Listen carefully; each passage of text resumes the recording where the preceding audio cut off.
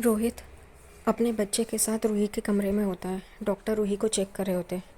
रोहित पूछता है रूही को होश कब आएगा। तभी वो कहते हैं पता नहीं, वो बेहोश ही है अभी भी। यहाँ पे रोहित को अरमान की रोने की आवाज़ आती है। अरमान अपने बीएसपी के लिए रो रहा होता है और अब अभीरा को क्या कहना है यही वो सोच रहा होता है। उतने में ही रोहित बाहर आ जाता है और अरमान को गले लगा लेता है। अरमान को कहता है आप प्लीज़ हिम्मत मत हारिए। अरमान यहाँ बहुत बुरी तरह से टूट चुका है। उसने अपना बीएसपी खो दिया है, उसकी सारी खुशियाँ उसने खो दी है। अरमान रोहित को यही कह रहा होता है अच्छे लोगों के साथ हमेशा अच्छा नहीं होता। मैंने और अभीरा ने हर इंस्ट्रक्शंस फॉलो किए, पूजा पाठ जो भी घर वालों ने कहा हमने सब कुछ किया, फिर भी हमारे साथ ऐसा क्यों हुआ। और यहाँ पे रोहित उसे तसल्ली दे रहा होता है। अरमान फूट फूट के रो रहा होता है। फिर अरमान को याद आता है उनकी शादी के वक्त माँ ने उनको बद्दुआ दी होती है। वही अरमान रोहित को कहता है शायद माँ की बद्दुआ लगी है, इसलिए हम लोगों का अच्छा नहीं हो रहा है। यहाँ पे रोहित भी एकदम से चौंक जाता है वो सुन के, और उसे भी बुरा लगता है। यहाँ पे उतने में ही रोहित को माँ का कॉल आ रहा होता है। वो गुस्से से वो उस कॉल को बंद कर देता है। घर पे विद्या और माधव एक दूसरे को गिफ्ट देते हैं और उसमें एक बैच रहता है दादी और दादा। माधव विद्या से कहते हैं पहली बार ज़िंदगी में हम दोनों की किसी बात पे एक जैसी सोच हुई है। यहाँ पे वो दोनों एक दूसरे के गले लग के रोते हैं क्योंकि उन्हें भी डर लग रहा होता है कि रूही और अभीरा के साथ क्या होगा और इस घर की खुशियाँ जाएंगी तो नहीं। यहाँ पे रोहित और अरमान एक दूसरे को तसल्ली दे रहे होते हैं। उतने में ही वहाँ से डॉक्टर रूही के कमरे में भाग भाग के जाते हैं। ये देख के रोहित और अरमान भाग भाग के डॉक्टर के पीछे रूही के कमरे में चले जाते हैं। यहाँ पे डॉक्टर बहुत ही परेशान हो जाते हैं। अरमान उन्हें पूछता है क्या हुआ, आप बताइए तो सही। डॉक्टर कहती है आप बच्चों को लेके यहाँ से दोनों बाहर चले जाइए, लेकिन वो दोनों वहीं पे खड़े होते हैं।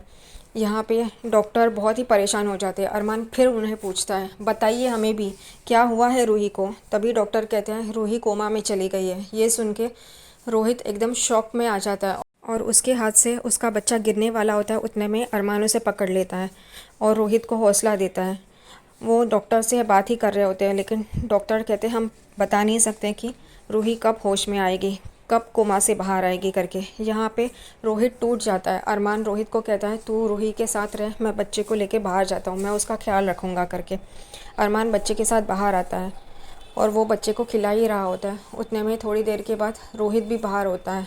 अरमान उसे हौसला दे रहा होता है कि रूही को कुछ नहीं होगा करके, लेकिन रोहित हौसला छोड़ चुका है। रोहित कहता है पता नहीं रूही कब होश में आएगी। और ये बच्चा अरमान को तभी नर्स आके बोलती है कि अबीरा मैम को होश आ गया है करके। इसलिए अरमान उस बच्चे को रोहित को देके वहाँ से चाह रहा होता है। उतने में वो नर्स को बोलता है आपने अभीरा को कुछ बताया तो नहीं। नर्स कहती है नहीं करके, और अरमान रो रो के वहाँ से जा रहा होता है और यही सोच रहा होता है अब मैं अभीरा को क्या बताऊँ और उसकी हालत कैसे होगी ये सुन के, क्योंकि हमारा बीएसपी अब नहीं रहा। वो अभीरा के कमरे में जा रहा होता है। उतने में बाहर से देखता है तो अभीरा बहुत ही परेशान होती है क्योंकि उसका बच्चा उसके आसपास नहीं होता है। वो चिंता कर रही होती है। जैसे ही अरमान उसके कमरे में जाता है, अभीरा अरमान से पूछने लग जाती है कि हमारा बीएसपी कहाँ है अरमान, हमारा बीएसपी कहाँ है, बोलो ना करके। और वो यहाँ वहाँ ढूंढ रही होती है। वो कहती है तुमने तो बीएसपी को मिल लिया, इतनी देर से तुम बीएसपी के साथ ही थे, लेकिन मैंने उसे देखा नहीं है। प्लीज़ मुझे बताओ बीएसपी कहाँ है, उसे लेके आओ मेरे पास। और वो चीख रही होती है। यहाँ पे अरमान का कॉलर भी पकड़ती है और वो पूछ रही होती है। उतने में ही उसे छोटे बच्चे के रोने की आवाज़ आती है, इसलिए वो सामने देखती है तो रोहित अपने बच्चे के साथ वहाँ पे दरवाजे पे खड़ा होता है और अभीरा उसे देखती रहती है। फिर रोहित अभीरा को कहता है कि आपका बीएसपी यहाँ है भाभी, और अभीरा एकदम खुश हो जाती है। रोहित उस बच्चे को देखते देखते वहाँ पे अभीरा के पास आ जाता है। अभीरा अपने हाथ आगे कर लेती है बच्चे को लेने के लिए। रोहित बड़ी मुश्किल से अपने बच्चे को अभीरा के पास देता है और यहाँ पे अरमान उसे बताने की कोशिश कर रहा होता है कि हमारा बीएसपी नहीं रहा है, लेकिन रोहित उसे बताने नहीं देता और वो अरमान को बाहर लेके जाता है। यहाँ पे अभीरा भी रोहित को कहती है वो अभी तक तो बच्चे के साथ ही था, बीएसपी के साथ था, इसे लेके जाओ बाहर, अब मम्मा और बीएसपी ही रहेंगे करके। अरमान फिर भी कोशिश कर रहा होता है, लेकिन रोहित उसे लेके बाहर आ जाता है। और फिर अरमान रोहित को कहता है ये तूने क्या किया, ये तेरा और रूही का बच्चा है, तुम अपना बच्चा क्यों दे रहे हो और दोनों इतनी सेक्रीफाइस क्यों करोगे करके। तभी रोहित कहता है रूही कोमा में चली गई है और पता नहीं उसे होश कब आएगा, आज आएगा, कल आएगा, 1 महीने बाद आएगा, 1 साल बाद आएगा या 10 साल बाद आएगा। मेरे बच्चे को माँ की ज़रूरत है और ये आपसे बेहतर और कोई नहीं जान सकता कि माँ की ज़रूरत कैसी होती है और माँ के बिना बच्चा कैसे होता है। रोहित उसे समझा रहा होता है लेकिन अरमान कहता है नहीं, मैं तुम दोनों से ये खुशियाँ नहीं छीन सकता, तुम दोनों हमारे लिए क्यों सेक्रीफाइस करोगे करके। तभी रोहित कहता है भाभी और आपने भी तो इंजेक्शन रूही को दिया था, इस वजह से तो हमारा बच्चा बच पाया वरना नहीं बचता। तो लेकिन अरमान फिर भी उसे कह रहा होता है। रोहित अरमान के सामने हाथ जोड़ रहा होता है। घर पे मनीष जी परेशान होते हैं, वो यही सोच रहे होते हैं कि क्या हुआ होगा करके। उतने में ही दादी साहब वहाँ पे आती है और उनकी हालत देख के मनीष जी को शक होता है, इसलिए वो ये सोचते हैं कि मैं हॉस्पिटल जाऊँगा। यहाँ पे दादी साहब और सुवर्णा भी वहाँ पे उनके पीछे पीछे हॉस्पिटल में आते हैं।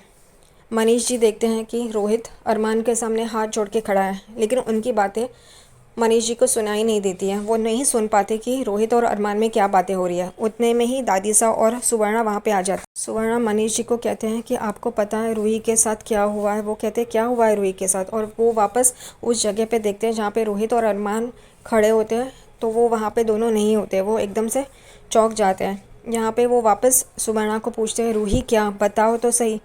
अंदर यहाँ पे रोहित और अरमान अबीरा के कमरे में होते हैं। अरमान उसे सच्चाई बता रहा होता है लेकिन रोहित उसे रोकता रहता है और ये देख के अबीरा चौंक जाती है।